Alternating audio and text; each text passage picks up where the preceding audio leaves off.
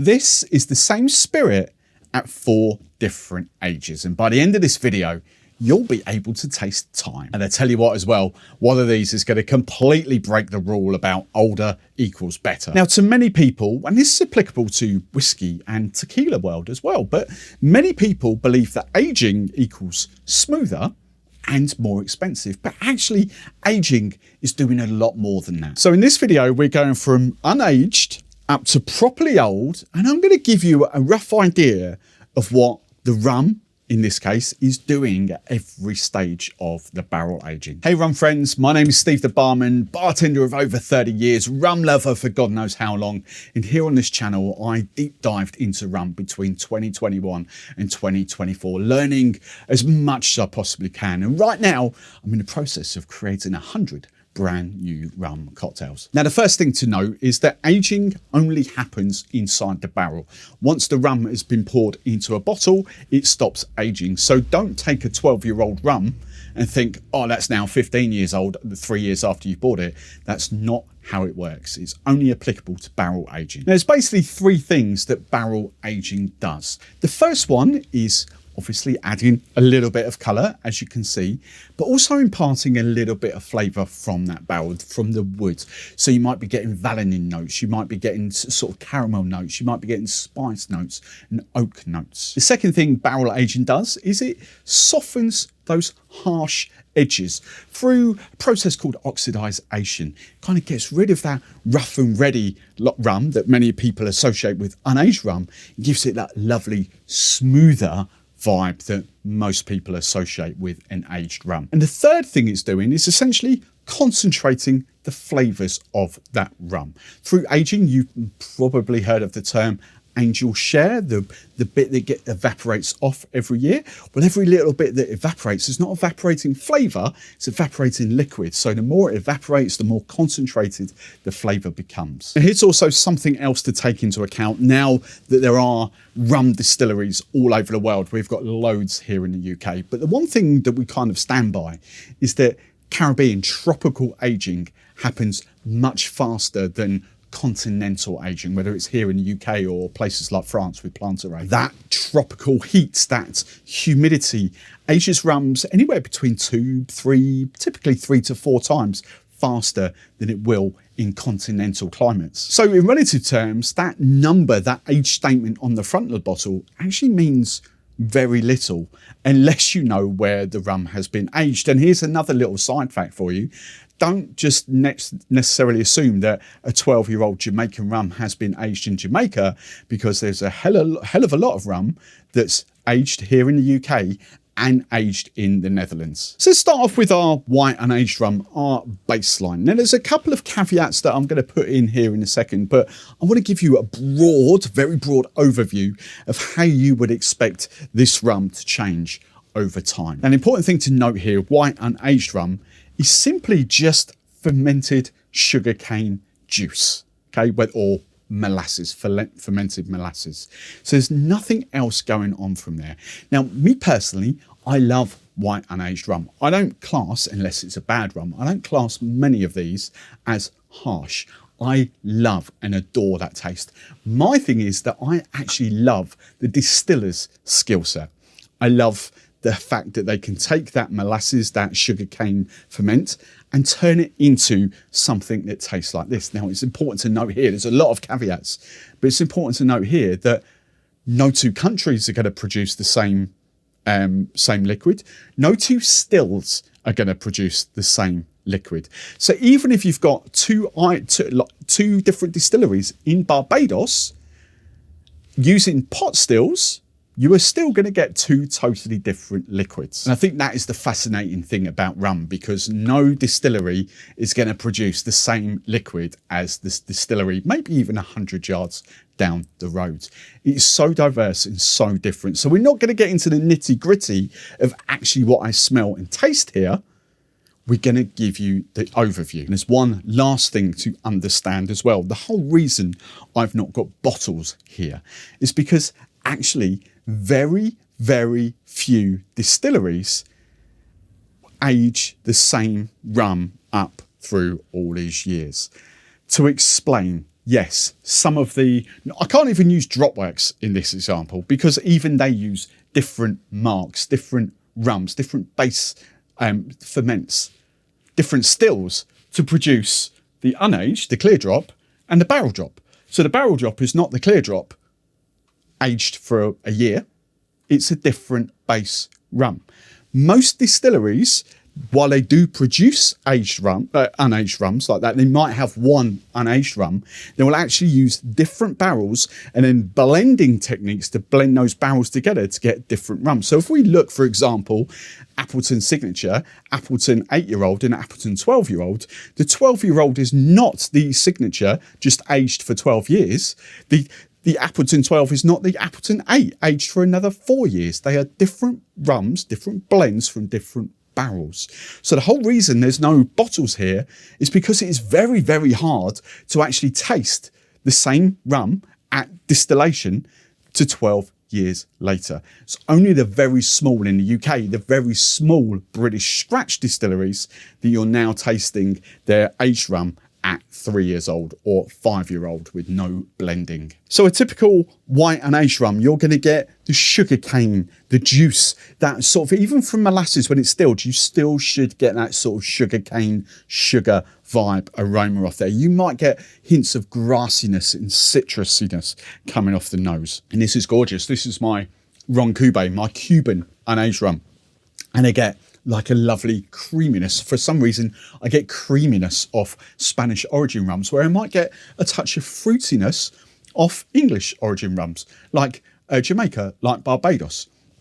But inherently, you're going to get that similar style of unaged harshness to a lot of people, because you're not going to get the vanilla notes, you're not going to get the caramel notes, you're not going to get the wood notes, because these rums have never faced time in a barrel. The only other caveat to add there is products like Havana 3-year-old, Dawley's 3-year-old.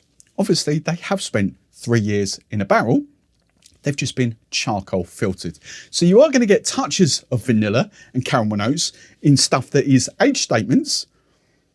They have just been charcoal filtered to give the illusion that they are white rums. And to take this even further, if you've got a brand like Plantaret 3 stars, well, the 3 stars refers to 3 different countries. So actually you've got a blend of 3 different rums going into that white unaged rum. But it is important to note you're still not going to get those massive vanillins, caramel, toffee, oaky, woody notes coming through, because they've not been aged or they've been charcoal filtered to get rid of that. Now, I could drink white unaged rums all day, but this is actually now where we get to what a lot of people like, a lot of rum fans want, and that is time in a barrel, whether it's 6 months, anything up to sort of 3 years in this sort of general classification that I'm going for.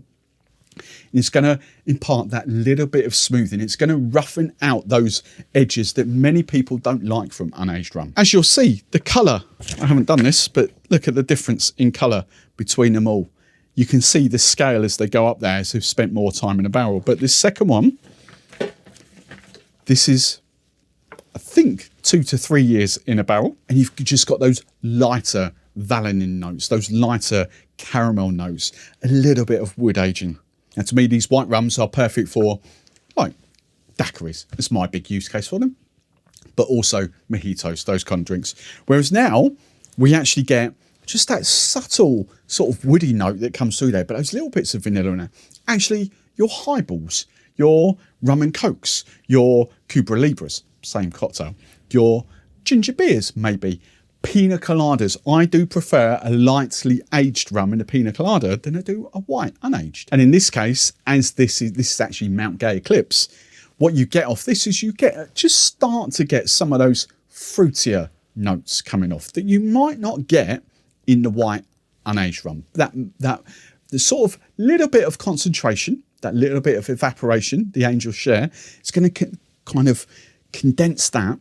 And you start to get these lovely, beautiful, fruity notes that come off the rum. And it is harsher than what's coming, but it's still a good mixing rum. So in this segment, I'm kind of talking about, as I say, Mount Gay Eclipse, Appleton Signature, Havana Especial. What else have I listed? Chairman's Reserve, Don Q, and Yeho. Ron Cube, Añejo there, those kind of lightly aged rums. Sometimes most of them don't even have an age statement on there because the youngest rum might be 2 years old, might be a year. They're not going to put 1 year old on the bottle. So therefore they go unaged in that category, but you can tell there's a little bit of colour, so it's a little bit of barrel aging. Now, as we go up the pecking order here, we're going to go on to the third one, which I would typically, in this example, say is your 5 to 8 year old rums. And in this case, I have got Appleton 8-year-old rum there. Now, being in Jamaica specifically, this has got lovely, big, bold, fruity notes coming through now.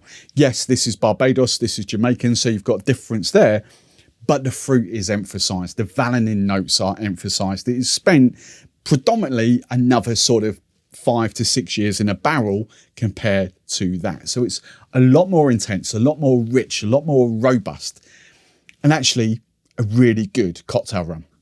Now, to a big rum fan, that's actually still too young to be a sipping rum. For me, I personally don't go any further than that as a sipping rum. That is actually quite approachable for me, but I do like younger aged rums. But I can't deny that more intense flavour, that more the wood notes, the more dried fruit notes that come through there, the amped up banana notes that come through there. If that was Appleton's signature and it was Appleton 8, that would be kind of just emphasised their style of rum. And it is gorgeous. So from a longer aged rum, expect those notes, those vanillins, those caramels, those dried fruits, the fruity notes to be even more present. So just other examples, just to give you here, I've written them down. Appleton 8-year-old, Mount Gay Black Barrel, Chairman's Reserve Legacy, because it's a bit older than the normal Chairman's Reserve. Plantaray Barbados 5-year-old, and the rum that I kind of float about quite a bit, Plantaray XO. Those kind of rums, they are your sort of 5 to 8-year-old sipping and cocktail rums. Now we get up to the 12-year-old and longer aged rums, and as you can see, they're a lot more intense now. And actually, that is the Appleton 12-year-old side by side to the Appleton 8-year-old, so you can see what those 4 years has done. Now for me, on these 12-year-olds, I get more tannins, that really heavy tannins from the barrel. They kind of chew it. In my head, it makes it more chewy. It's actually less enjoyable. I don't really like these rums. However, this is a really good example of a 12-year-old rum. That and El Dorado 12 are about the two that I would possibly go to. Note, I have done Dawley's 12 in the past and it is way too much for me. And actually, I find that the woods, the peppery spice, those vanillins, those caramels, those toasty oak flavours now actually overshadow the fruitiness of the 8-year-old.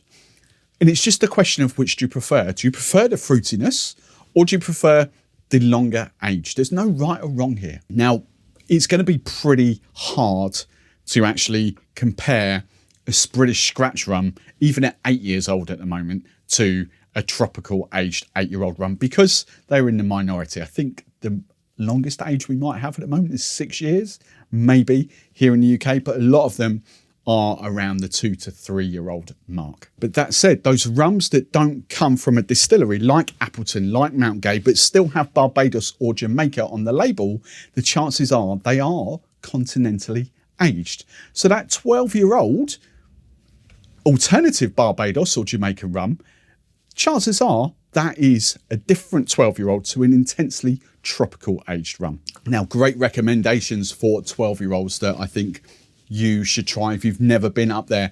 Appleton 12, Mount Gay XO, El Dorado 12-year-old. Dawley's 12, not for me, but could be for quite a lot of you. Santiago to Cuba 12. Probably a British only rum because it's Cuban. And Havana Selección de Maestros. Again, Cuban, so probably not in the US, but a fantastic longer aged rum. But here's the thing, when we cross over to food world, let's take steak in particular, the more expensive the steak, the better it's probably going to taste. That's not necessarily true when it comes to spirits, and in this case, rum, because everyone's taste is different. And actually with cocktails, unless you're doing rum fashions or Manhattan style drinks, is very rarely do you ever want a rum that's been aged that long in your cocktails, because it just serves no benefit and actually sometimes ruins the cocktail. So in a lot of cases, you are playing in that field, your sort of 3, 4, 5-year-old rums up to your 8-year-old rums. But I think the big takeaway here is that the age, the number on the front of the bottle, doesn't necessarily mean quality. It just means the character of that rum has been altered by that many years. For some people, it might be good. For some people, it might be bad. But that number in general means absolutely nothing unless you know where it's been aged and who it's been distilled by. Because trust me, there are some really, really bad 12-year-old rums on the market. There are absolutely nothing anywhere like an Eldorado 12 or an Appleton 12-year-old. There's even some with a ton of sugar that have been added to them to make them more palatable. And of course, you know, that's not what you want either. Now, if you've liked this and you find it helpful and you would like to go even deeper on your rum journey, then I would love you to come and join me in my newly relaunched Rum YouTube community membership. Just hit the join button on any video or on my channel homepage. Each week, I'm going to give you live rum tastings of stuff like new rums, old rums, anything that I can do to impart knowledge to help you. You're going to help me and be instrumental to me producing my cocktail book in 2027. There's also going to be tastings and showcases of any new rums or any new liqueurs and products that I've got to use in cocktails. And as a bonus, every month I take a different cocktail and produce a cocktail ebook, mini cocktail book around it, showing you how to make it properly, but then actually giving you riffs and variations on that. So all that is part of my YouTube membership. If you want to be part of that, I'd love you to come and join me. If not, and you just want to watch another rum cocktail or another video, it's right on screen now.